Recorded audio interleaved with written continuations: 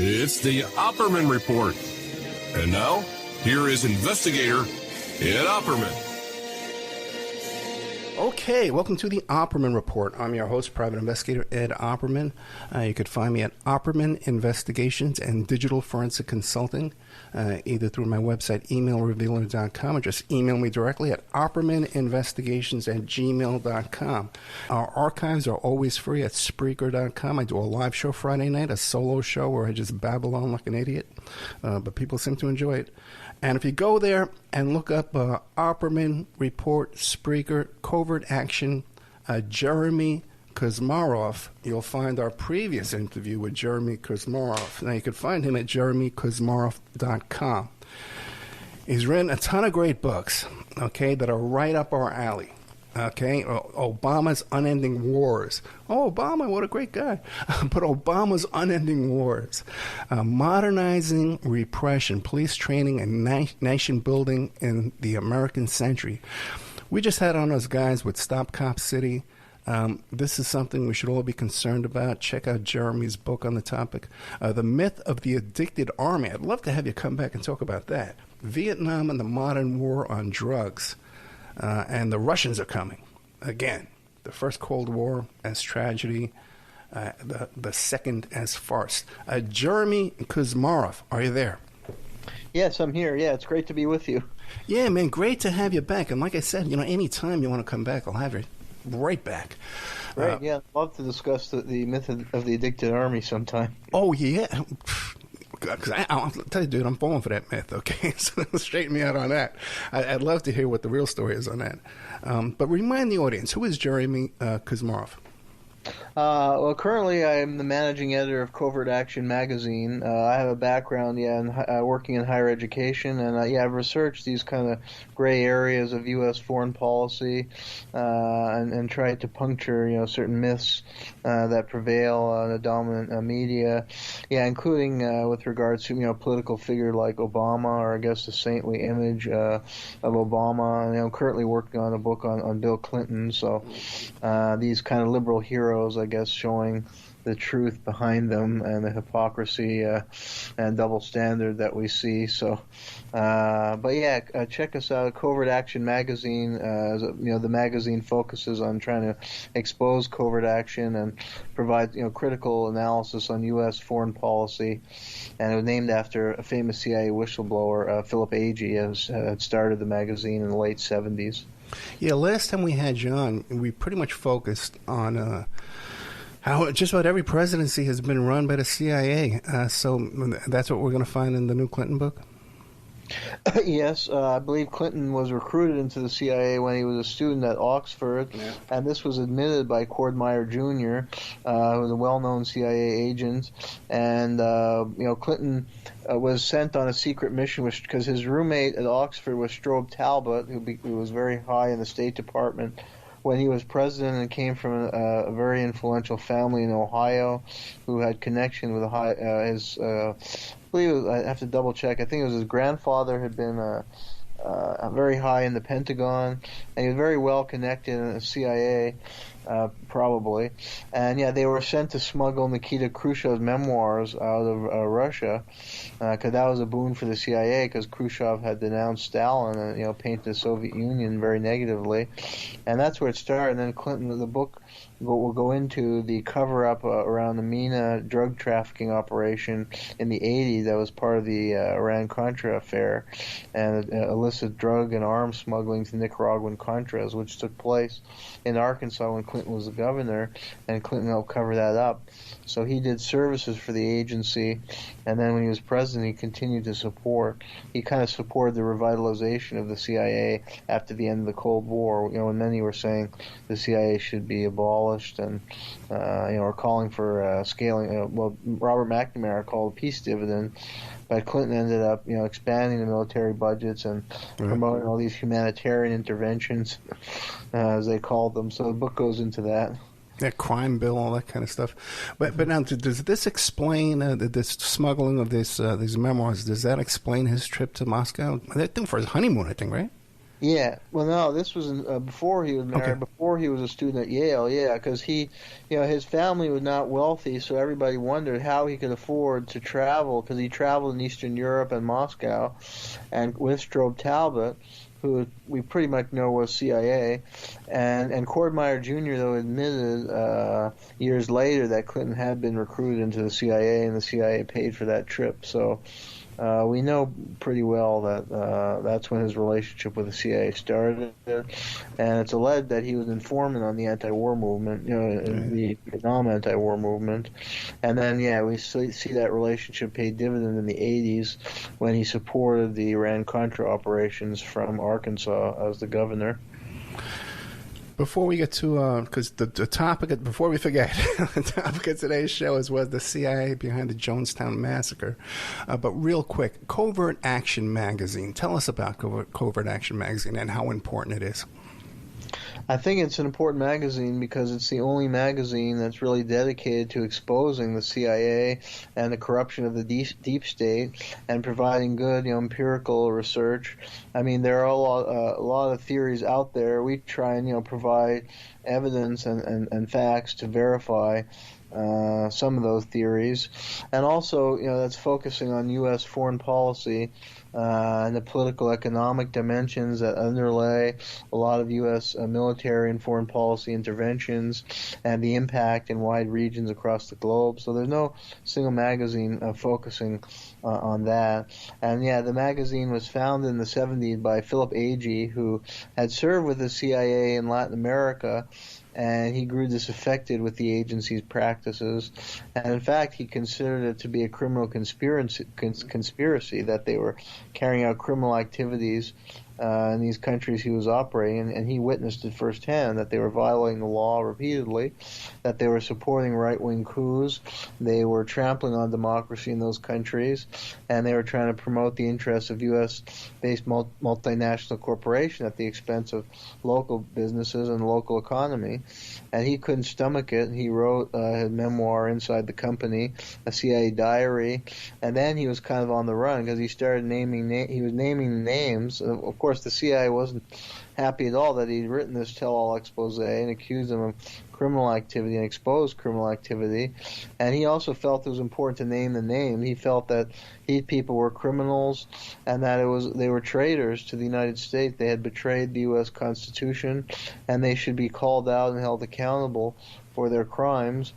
And the CIA had a vendetta against him, and he, was chased. He had to, I think, renounce his passport, and he lived in Europe, but he was chased out of a number of countries, and he ended up moving to Cuba to work in the tourism industry for a period.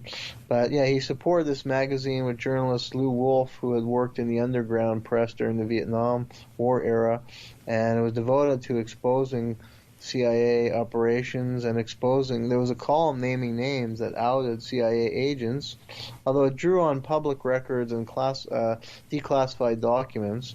So it wasn't actually like leaking secret information. It was just promoting, what was known and outing CIA agents, many of whom had already been outed.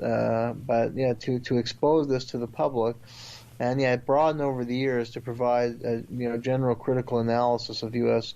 foreign policy, which is urgently needed today, given that the U.S. is basically provoking wars with Russia and China at the same time as courting potential nuclear world war, and is spending close to $1 trillion officially on the military when there's so many major problems at home that need to be addressed, and yet all that money is going in the military, and we see endless wars and fruitless interventions, and more people I think now are waking up that something has gone terribly awry. But I think our magazine can hopefully help educate people and build a movement for a change in the direction of U.S. policy and government. Yeah, so people can go to covertactionmagazine.com, and there's several ways you can support. You can donate, you can subscribe, and you can also order hard copies of the back issues. And it's not that expensive. So we invited you back. Well, last time, for some crazy reason, I thought we were going to talk about CIA influence over the presidency and also Jim Jones. I don't know what I was thinking. But you wrote this incredible article in covertactionmagazine.com. Was the CIA behind the Jonestown Massacre? Now, for the younger audience, the kids out there, tell us, what was the Jonestown Massacre and who was Jim Jones? Okay, well, this was a famous event, yeah, and there are a number of movies that still come out on this event, and almost everybody knows the phrase, "Don't drink the Kool-Aid," because Jones was this, cult leader who he was head of this church called the People's Temple, and it brought together like many from the counterculture, because he started in Indianapolis, but then he moved to California and San Francisco, which was the heart of the hippie movement in the 60s and into the 70s, and the church had been involved in social protests against the Vietnam War, and was supporting civil rights and other progressive causes, and there were it was a very diverse congregation. There were a lot of African Americans, and Jones presented himself as this kind of racial healer who was bringing together the races. And then he established like a colony in Guyana where the church bought some land, and they brought people to Guyana to live in a kind of commune and to cultivate the land and to live, supposedly, live a good life, doing good deeds and stuff like that. But it turned horribly awry when allegedly, he convinced them all to commit mass suicide. But yeah, we can get into there's strong evidence to indicate that official story not really true. That there's some truth. Yes, he was a cult leader and he did manipulate his followers, but many, it appeared, were actually murdered. And beneath the surface, there were a lot of hidden intrigues behind that story that we can get into. Yeah, and fascinating too, just thinking off the top of my head, that we would have recordings of these last words, drink the, my children, that would even exist, that would survive such an incredible, chaotic tragedy to this day that it still exists. But give us an idea of Jim Jones and his background, his childhood, growing up. What makes him suspicious? Okay. Well, he grew up in Indianapolis. His father allegedly was part of the KKK, although that story may have been made up. Because he wanted to present this image of himself as somebody like who came from racist family, and now he was promoting the integration of the races and black rights and stuff. He was a very smart person, and he was very, very charismatic, and he became a preacher in his home state of Indiana and Indianapolis. And he was like mesmerizing as a preacher, and he could allegedly heal the sick, and he would have these rituals on stage, and even bring back claim to have brought back the dead. I think even a couple cases. And apparently, it was a great spectacle he put on. So he built a huge following for his church. And even from that time in Indianapolis, he was promoting this image of himself as progressive. And he promoted like a communalist philosophy, not communist, but communalism, that people should live together. But he did critique capitalism, and he situated himself more on the political left. But what was suspicious was that, well, firstly, Indiana and Indianapolis, and this is in the 1950s, was a very conservative city, conservative region of the country in a conservative era. And then he was seen at some communist meetings, but where there were a lot of intelligence agents. So there was suspicion from that time, because of the evidence that emerged of that he may have actually been an undercover intelligence agent or informant. And the CIA will create legends if they have for their agents, a certain public image that may be at odds with reality. And then was especially suspicious that in the early 60s, he spent a period in Brazil and then Guyana. And now in Brazil, he lived in a very wealthy neighborhood. He was in Rio de Janeiro and Belo Horizonte, and he lived in very wealthy neighborhoods. So if he was just this kind of humble preacher, why was he in a wealthy neighborhood? And the neighbors saw him, he would be picked up in the morning in a fancy car, and he would carry a briefcase. And his cover was like he was working by day in a laundromat and doing some, missionary work, and another insurance company. But people, said he was, I don't know, they said he was too shy to make a sale. But I mean, here was this very gifted, charismatic, manipulative guy, and somehow he's too shy to make a sale, and he's barely ever at that company. So what is he really there for? And it's believed that he was involved. Well, actually, he was outed. He had to leave Brazil because the Brazilian press outed him as a CIA agent, and he was outed as somebody involved in the CIA's operation to oust Raul Goulart, who was like a Lula type, left of center leader who was charting more independent political course for Brazil. But the U.S. government, CIA, viewed him as too close to the communists. So they mounted a coup against Goulart, and that paved the way for 20 years of military rule.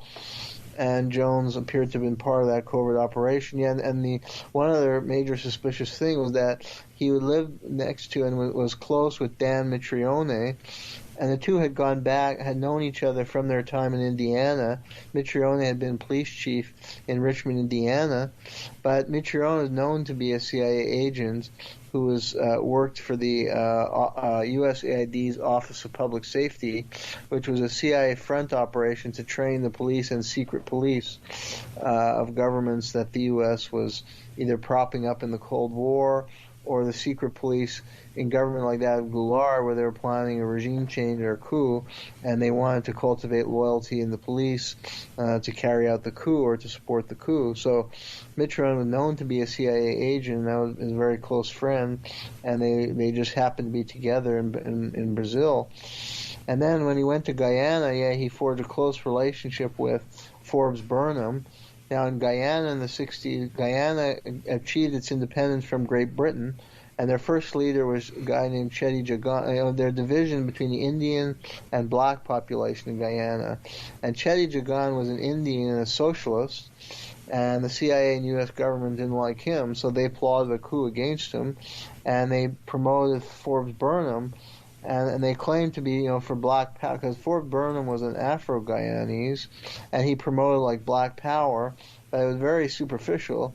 And really, he was very corrupt. And when he became president, he basically sold over Guyana's economy to, foreign capitalist interests. And he also allowed for U.S. Military facilities in Guyana. And Jones became very close with Burnham. And they were stirring racial unrest. They want it's like divide and conquer. They wanted to pit the Afro-Guyanese against the Indians to facilitate the coup, and that may have been part of Jones' task, is to facilitate racial division and conflict as a precondition for the coup. And that's his close relationship with Burnham led to Jonestown being set up in Guyana a decade later. And Burnham remained in power from the I think it was 66, the coup, until sometime in the 80s. So, and Jonestown was set up in the late 70s or a bit earlier, mid 70s. So it was that relationship between Jones and Ford Burnham as to why the People's Temple ended up with a huge plot of land in Guyana, and Burnham was involved, I think, in the cover-up because he was getting money because of Jonestown, and the U.S. government aid to Guyana increased exponentially, especially after Jonestown was there. So that's suspicious too. And Burnham was clearly part of the cover-up about what happened. The two men had close relations. So Yeah, you can see in his background that he appeared to have been an agent of the U.S. government, and then the CIA will create a legend like they did this for Lee Harvey Oswald. Mm-hmm. They created the legend that he was this leftist with the Fair Play for Cuba committee, and they even staged an arrest, so he would be in the newspaper to the Fair Play for Cuba.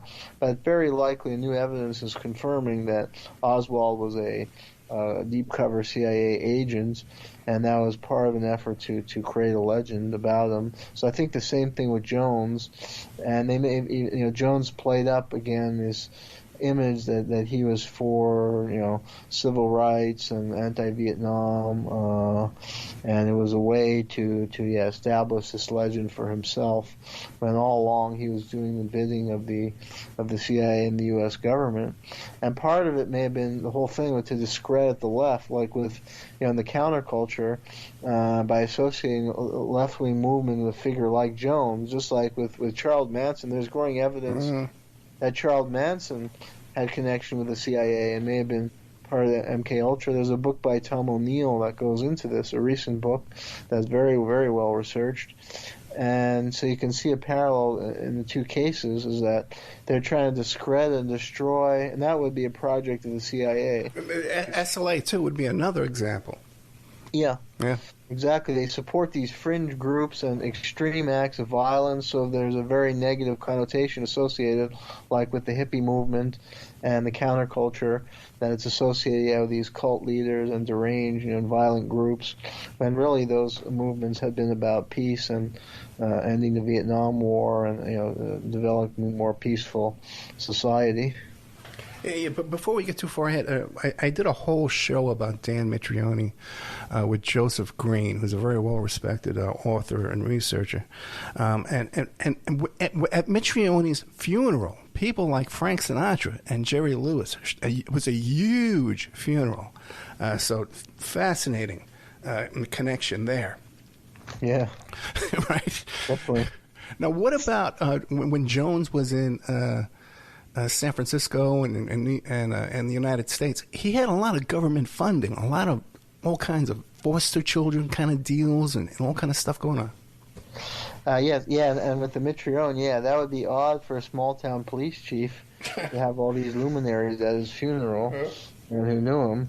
Now, with Jones, he was connected and that's the very suspicious thing, is that, there was a paper by a Berkeley professor who argued and had evidence to corroborate that when the Operation MK Ultra, which I think most listeners know about, was a secret unethical drug testing that the CIA was carrying out during the Cold War, because they thought that the Chinese had developed the brainwashing techniques in the Korean War, and they had to try and match the Chinese and develop ways to get prisoners to talk.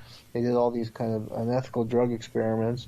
Now, that was shut down by Congress after the Church Committee investigation in the mid-'70s. But this Berkeley professor's thesis with good evidence was that they moved to cult. The CIA, after it was officially shut down, kept the Operation MK Ultra, but moved it into religious cults. And that would be a good play, because cult leaders, manipulate their parishioners so they can get them almost to do anything. And that's where, relating to your questions, that Jones was connected with these psychiatric institutes in San Francisco, which I can go into in the article.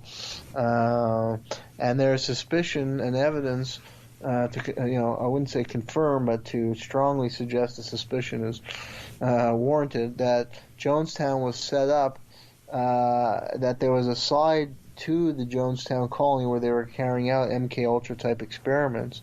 Because after the disaster, they found all kinds of drugs that were used in MK Ultra before, like Thorazine and sedatives and different kinds of drugs. There are huge amount of drugs found at the facility. So what were those drugs doing there? And they had also used things like sensory deprivation, to punish people for any disciplinary infractions. They use methods like that the CIA is known to use or has experimented with, like sensory deprivation or isolation. So that was known to have occurred there. So that lends suspicion to the belief that that Jonestown there were experiments going on associated with a successor to MK Ultra, and Jones was overseeing that. And again, there was a relationship with these psychiatric institutes between the People's Temple and Jones himself, and they recruited personnel from those facilities. Yeah, and one of those, I guess you could call it small world, if you want to call it small world, is that O.J. Simpson's mother worked at one of those psych wards. Take that as you want. Okay. Interesting. And back to Dan Mitrione, his specialty was torture. Yes. Yeah. Yeah, he would allegedly, according to I think some of the students and defectors and some Cuban sources, he would take beggars off the street in Brazil and torture them in front of the police recruits. And his motto was the right pain, the right place, at the right time. And in a few cases, it was said that the recruit didn't survive these tortures. He tortured people to death in front of students. So he was a sadistic individual. Yeah, life is worthless to these people. Mm-hmm. Now, the main focus here, though, is that this was not a main of your article here in covertactionmagazine.com titled, Was the CIA Behind the Jonestown Massacre? Was this a mass suicide, or was this homicide? A mass homicide? Well, there's very strong evidence that it was a mass homicide. I think the Guyanese government sent a forensic investigator, Leslie Mutu, and he concluded there were at least 700 homicides. Louis Gurevich ran the largest detective agency in New Orleans, and his daughter tragically died. And he carried out his own investigation, and he found evidence that people had been, and this was similar to Mutu, that people had been injected with poison in the back in places where they couldn't have been injected by themselves. Somebody had to have injected them. There were evidence of struggle in the bodies. Both found evidence the bodies had been moved, that some people had been dragged to death and then laid out to make it look like a neat crime scene. There were evidence of gunshots, and there was again evidence of struggle and fighting. So it looks like somebody poisoned them in the back, injected them forcibly with poison in the back, and some struggled, tried to fight off their attacker. So the crime scene evidence was pretty clear that this was a mass homicide and not a mass suicide, as is the popular impression. And not only that, it was very odd, too, because I remember, I'm old enough to remember watching this on TV live as it was going on. And it was horrific. This was horrific. We wouldn't have 24-hour news back in those days, but just the news was dominated by this. And first they would say, there's 300 deaths. And then they would start finding bodies piled upon each other, that the parents were piled upon their children. And that was their excuse of why these numbers just suddenly tripled. Yeah, and there's no explanation for why the bodies, unless they were placed in that way, because why would they be on top of each other? But again, the crime scene evidence indicated struggle and that there had been injected forcibly in the back, and that there were numerous shootings. And then there's so many suspicious things, including that the CIA, somehow the Guyanese authorities were only alerted the next morning, because this occurred sometime in the night, but somehow the CIA informed the Defense Department at 3 a.m. About that there had been something terrible. So how would the CIA know about that if Guyanese authorities hadn't even been alerted yet and hadn't gone on the scene, unless there were Joan was CIA or there were CIA agents there? And these tape recording you mentioned, there was a surviving tape recording where it says Jones is heard saying, get Dwyer out of there. Right. We don't want him to get hurt. And Richard Dwyer was at the U.S. Embassy, who was suspected CIA agent. And, what was he doing there, and why did they have to get him out of there? What was he doing there, and how did he get out of there? Which brings me to Mark Lane. I know Mark Lane is a hero in the JFK research, but he was down there, and I've interviewed people that were down there that escaped, who were kept on the tarmac in the United States. When they landed in the United States, they were kept on that plane for 13 hours plus. I don't know the exact number, but it was but Mark Lane somehow had a private plane take him back and was able to just walk away. What do you make of that? I'm not sure. Yeah, I think Mark Lane was representing the People's Temple. $10,000 a month. Lawyer, and he may have been lured to Jonestown, and it may have been part of a setup to discredit him because he was a leading JFK assassination researcher, and if they can smear him and link him with the People's Temple, this cult that had caused people to commit mass suicide, that's a way to discredit him and his finding about the JFK assassination, which was still, I think at that time, very, very controversial, and he was really at the cutting edge of that research, so they wanted to find a way of discrediting him. So they could link him with the temple. I think they kind of, again, lured him. I mean, there were a lot of leftists or progressives or do-gooder types who were attracted to the temple and its message, again, of unity. And I mean, it was supporting a lot of progressive social causes. And Jim Jones had a reputation, even like Martin. He was given like a major award, humanitarian award. So you can't necessarily fault somebody for being being their lawyer. I mean, I don't think Lane necessarily did anything wrong. I think, like others, he felt that it was a good organization. That was at least the public impression of them until this. I mean, there were darker things that emerged later about Jones, but I don't think that was well known at the time. So I don't know if there's anything bad that he did. It could be. I don't know maybe I don't know the full story. I mean, there are a lot of intrigues here. So there may be something bad. I don't know. From my reading, he was just kind of lured, and he was. It was a way to smear him to associate with this group, but he somehow got out. But maybe there's more to that story I don't know about. Yeah, I always say if I write a book, it's going to be the more I learn, the less I know. Yeah, exactly. I can interview 100 people, man. Like I've interviewed a couple of survivors from Jonestown, and one says, "Oh yeah, this was previously this was a CIA training ground," and another one says, "No, when we got there was nothing. There was no roads. There was nothing." Do you know anything about that?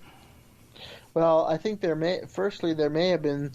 It was a huge property, right. And even some people may not have known that there were things going on other ends of the property. Like it was rumored, there seems to be some evidence to suggest this, that they were training mercenaries even before a lot of the parishioners came. That they were training mercenaries, and there was a paramilitary camp on some end of the property. And they were training mercenaries who were being sent to Angola, where the CIA was involved in the covert operation to unseat the left-wing government that came in after the Portuguese rule. Now, because I met somebody who was in the People's Temple, and she was kind of defending the People's Temple, right. And she said, "Oh, none of this went on." And well, she wasn't in Guyana; she was in Berkeley, but she knew people there. But I said they may not have known. It could have happened, but they probably wouldn't have known because it was again a huge property. Now, as far and things are going on in a remote area that they wouldn't have known about, like this mercenary training, and then the MK Ultra. Well, I mean, observers did notice that people who were in Jonestown looked like zombies, and they looked to be heavily drugged. So that's suspicious. Yeah, and also too, I'm sure there's portions of the property they just weren't allowed. Exactly. They obeyed. And there may have been a lot of normal activities, and then this was going on in just parts of it. So the average certain people wouldn't know that was going on. Scrolling down your article, I noticed that you mentioned Dr. Richard Offshee, who's from the false memory syndrome. How does he fit into all this? Richard Offshee. See, there's so many detailed layers. I can't remember everything about the story. Okay, we don't need to get into that. Then. I wrote it about a year ago, but him I can't remember. You'd have to remind me about him. Okay, we can move on. Now, how about this? Right around the same time, there were other murders that went on in San Francisco. One of them was Mayor Moscone. Now, how close was that? Was like days, right? Yeah, I was that came a few days after, and I was starting to look into that, and was thinking about doing an article about that case. I haven't yet accumulated enough information and move on to other topics in the interim. But yeah, well, there is an excellent book for listeners I can highly recommend. Michael Myers. Right. I don't know if he's still alive, but he hopefully he's still alive. He did a tremendous study of Jonestown called "Was Jonestown a Religious Experiment?" where he really goes into the MK Ultra. And the article I did in Covert Action Magazine draws quite a lot on his study. And he does forge a connection between the Moscone and Harvey Milk killings. And what was suspicious was the killer, whose name I forget, was this allegedly this disgruntled city councilman. But there is some evidence he could have been part of these mind control experiments. There's some really odd behavior and odd things in that case that would lend to suspicion that could have been a political assassination. Yeah, so I'm sorry. Just recently, I interviewed the fellow, just by coincidence, who got his confession, and it turns out that they were very close friends. Okay. Took his confession. The cop that took his confession. People should go back and look at that interview. I think it was Falzone. I'll put a note in the comments. Now, another point of your article here, excellent article, by the way. I totally recommend this. It's called, once again, "Was the CIA Behind the Jonestown Massacre?" We're talking to Jeremy Kuzmarov. You could KUZMAROV, and you go to jeremykuzmarov.com. One of your things you point out here is that possibly Jones escaped alive. Yeah, oh yeah, and I see Offshee. Yeah, I was actually referencing, I'd just forgotten his name. Sure. This was this Berkeley professor who wrote this paper that, listeners can look up. It's called The Penal Colony. And he was the one advancing the thesis that MK Ultra, after it was officially shut down, moved into religious cults, and that Jonestown was a paramount case of that. So he's a very good researcher who's worth looking up. As far as Jonestown... Jones and whether he survived. Yeah, there's. It looks to be that way because there was somebody who looked like Jones who they found dead, who they said, "Oh, he's dead." Look, but actually, when they looked more carefully at the body, there were tattoos that made clear that was not Jones. Really? And then supposedly he committed suicide, but the gun was found too far away. If after you shoot yourself, you can't throw a gun. It would be right next to you. So it looked like that was staged. They kind of staged and the CIA uses doubles, and so that's a possibility that they created a double, or there was somebody who looked like Jones who was killed, but it's clear it wasn't Jones. So his body was never found, and he would have had a lot of connections that lead some researchers to believe that he could have escaped to Brazil. There are people who did get away, and he could have been one of them who went to Brazil. People got away by boat, and he could have. There's a good chance he got away and lived under cover. Yeah, one of the survivors even claimed that there were his passports were at two different locations at the same time. Like there were two Jim Jones with two Jim Jones passports in different countries at the same time. Are you familiar with that? Yeah, I read that. Yeah, see, there are a number of good researchers. One is, I think, Jim Hoogan, who has written some good analysis of Watergate and how that was a coup d'etat against Nixon. He did an important article on this topic, and he had some good information and insights about that, as well as Michael Myers. And there are a couple other, Offshee. So there's some really good research has been done on this topic for anybody who's interested in looking into it more. And yeah, that is something they found that would indicate, CIA. If there are two passports, that's a trademark of the CIA, and they're creating doubles for him, and it's all part of an intelligence operation. Now, what about Leo Ryan? I know his aide was convinced that there was a conspiracy. Yeah, Leo Ryan, very important to the story because they lured him, possibly like Lane, I was saying, although we're not sure the full story about Lane, but with Leo Ryan, we know that he was lured to Jonestown. Now, Leo Ryan was the leading congressional critic of the CIA, and he may be the only congressman to have been assassinated while serving in Congress. And his aide, Jackie Spear, was wounded, though she survived, and I believe she's still in the U.S. Congress. But he had sponsored the Hughes-Ryan Amendment, which this came around the time of the Church Committee, which had exposed abuse of the CIA, and the Hughes-Ryan Amendment was a major bill that would basically make it very difficult for the CIA to carry covert operation, and it had to be much greater congressional scrutiny and congressional approval, and it was really going to rein in the CIA and covert paramilitary arm of the CIA. So the CIA hated him, and he was lured to Jonestown. Apparently, his daughter had been involved in like a religious cult in Oregon, so he had an interest in cults. And they lured him there, and he carried out an investigation. And there had also been all kinds of stories, like the local media started publicizing stories like corruption with Jones, and there were some suspicious deaths of People's Temple members. Who there was suspicion that Jones may have been behind the killing. Now, this woman I met from the People's Temple dismissed these media investigation and exposés as kind of yellow journalism, and that was the even one of the newspapers she said was owned by Rupert Murdoch, and they hated him because he was Jones on the left. So that was her. But I think there were some serious criminal activity that Jones was involved in, even with regard to money laundering and these suspicious deaths. And that was in Ryan's district. So it was in many ways his responsibility to investigate the People's Temple and these allegations of corruption, criminality, and even murder. And so, he went to Jonestown, and then he was assassinated. And it looked to be a professional assassination. It wasn't actually anybody from Jonestown. It was like a professional military operation. And there's a photo of some guy in army fatigues who looked like a Green Beret.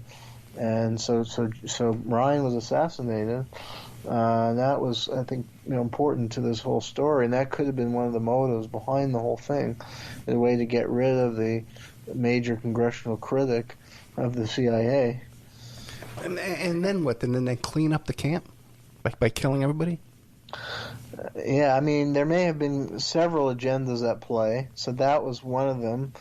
And then there, I guess, other agendas maybe to cover, because Ryan maybe was going to expose what Offshee wrote about in his paper, the Operation MK Ultra, and the mercenary training, and the criminal activities of Jones and the CIA in all this, and other things. They were manipulating people, and there were really unethical medical experiments that were going on here, and even some targeting the black population. I think Meyer presents it as almost like an extension of the Tuskegee experiment, where they were like experimenting on, because there were a lot of African Americans in the People's Temple, and it was in some way an extension of the Tuskegee Institute, where they're carrying out like unethical medical experiment that not far removed from Mengele and the Nazis did on Jews. So this was so horrible that the expose would be devastating. So you can tie all that together, and there is a clear motive for the homicides, if that all lines up. And then there's the Leighton family was is another important angle, is that a big financier and supporter of the People's Temple was the Leighton family, and the patriarch Lawrence Leighton had been the head of the U.S. Army Chemical Warfare Branch, the Dugway Proving Ground in Utah, and he was also been supportive of a lot of covert experimentation and weapons development. So he may have been tied in with all this, and again, these illegal and unethical experiments that they may have been doing. related to military operations and the CIA and stuff like that. Yeah, there's a photo of Larry Lane, and he appears to be in custody. Anything happened to him? That's the son. He was the only one who was ever arrested. Yeah. He was charged with the murder of Leo Ryan, but yeah, they said he looked like a zombie, and this would, I think, be evidence of MK Ultra that he was a victim, because he looked like a zombie and it was like an out-of-body experience when he was arrested. So he could have been programmed to participate in this, although I don't think he was actually the shooter, because it was a professional military hit, and there was one image of a guy in military fatigues, a tall man in military fatigues, who appeared to be the real shooter. So Larry could have been a patsy who had been drugged and programmed like a Sirhan, and he was some kind of decoy or something in this professional hit. But yeah, he did go to jail. I don't know if he's still alive or what happened to him. I'd have to look that up. Yeah, very interesting, because there's recordings of Jones' son ordering tortures, but for some reason he was off on some basketball game, basketball tournament with 13 other guys when all this went down. I tell you, when you look back at this story, it is just so damn ridiculous. Yeah, I mean, it's really twisted. And how could they be so evil that they were doing this? The way they manipulated people. I mean, it's bad enough when you read some accounts of people who are in the People's Temple. They discuss some of the sick games that Jones would play in the church itself, like in San Francisco, and even he would force people like have sex on the stage, and he would force many women to have sex with him, women as well as men. And I mean, that's kind of sick enough what he was doing. He developed files on everybody, and that's another indication that he was probably CIA. That he developed like a very sophisticated filing system, so he could monitor, and know everything about everybody in the People's Temple, and he could use it for blackmailing purpose.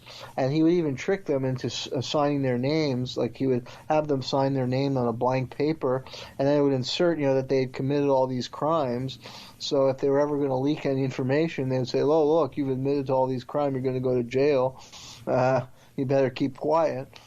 So, I mean, just the level of manipulation within the church. And then, yeah, if you get into what we've been discussing, that they're performing sick medical experiments, then they would just murder all these people to prevent exposure.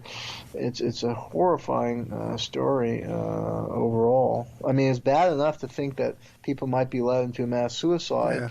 But that's almost kind of tame when the real story starts to emerge, and the level of manipulation is just unbelievable. Yeah, the audience should go back to the archives and look up the White House Boys, the Dozier School for Boys here in Florida, where it was a school for orphans and young boys and stuff like that. But they didn't have clothes, they didn't have proper food, they were being worked half to death, but they had medical equipment down there, and these kids were being examined on a regular basis with they couldn't believe the high-tech equipment that they were being examined with. So this is not all that far-fetched. Now, let's see. We've only got about 5 minutes left. Is there anything I haven't asked you that's really important you want the audience to know? Well, I think we've covered it pretty well. I think, yeah, the other angle of this is that, as part of the manipulation, is that the level of manipulation the CIA would go to try and alter American politics and try and discredit the 60s movements by, again, trying to associate them with Joan, and that they went like lemmings to their death to this cult leader. I think it was all a fabricated story, and this was set up by the CIA as part of their political agenda of discrediting the political left. So in a way, it's kind of clever, but the sadistic minds in that agency and a lack of regard for human life, as you were pointing out, like a Mitrione who would torture people in front of other people. It's sad that these people exist. That people are so diabolical, and they're in powerful positions in society. And sadly, we see that continuously in the present day. So it doesn't necessarily give you confidence in the human species when you get into these kind of stories, but it is the reality. And yeah, I think with Ryan, his aide Joe Holsinger, at the end of my article, I quote his son. Like, right. This kind of the true story and history is really buried and known only to a small number of people who've really dug into it. And I think the public at large has been kept in the dark. And there's still these movies that present the mythic story of people committing mass suicide. But yeah, William Holsinger, the son, I quote him at the end of the article, he said, whether there was some broader conspiracy and what it might have consisted of are matters I've determined to leave to future generations. And I think even he, and this was at the 30th anniversary of Jonestown, so there was a reluctance to even investigate this even decades later. And to grapple with the truth of what was behind all this. And again, I think it's because the CIA is still so powerful that nobody wants to challenge them and call them out for something as horrible as this. Yeah, there's always a TV movie with the official story. Mm-hmm. And right now, this whole thing with Stormy Daniels, I know all those people involved in that whole story. And I'll try and explain to people what really went on. And I say, oh, but no, I watched something on TV. Let me tell you what I think. Okay, whatever. I've had that too. Yeah, I'm sure you do, man. Yeah. And also the other one too is I just did a show about the Hotel Scarface, the Mutiny Club in it was the club in that movie Scarface, and all the CIA, Mitch Warbell hung out there, E. Howard Hunt hung out there. Jeb Bush with this big stupid mustache was hanging out at this place that you see in the movie Scarface, where all that action was going on. Jeremy Kuzmarov, go to jeremykuzmarov.com. Also, you can find him too at covertactionmagazine.com, where you can support. You can support either by donating, subscribing, or ordering the back issues, which I can't encourage people enough. There's so much disinfo out there. There's so many characters out there that get all their information from Google, and then they bought a microphone, they go on the air, they repeat a bunch of crap that they Googled, which is controlled by the same folks. Okay, let's face it. So let's try and get some support to the real people out there. Mr. Jeremy Kuzmarov and covertactionmagazine.com. Thank you. Yeah, and we can use, if you have story ideas, or we'd love, an article on what you're saying, the Stormy Daniel, the real story. I'd love to know that. And we'd love to have more articles on these kind of topics. So if you have a story you'd like to tell, you can write for us. My email is jkuzmarov2@gmail.com. I'll send you what I got on the Hunter Biden laptop, too, because believe it or not, they're connected. Okay. Right. All right, bro. In fact, I'll send it to you right after the show. Jeremy, Thank you so much. Listen, anything comes up. You got a recipe book you want to tell us about, give us a call. We'll put you right on the show. Okay, my friend? Okay. Good night. Thank you. Okay. Take care.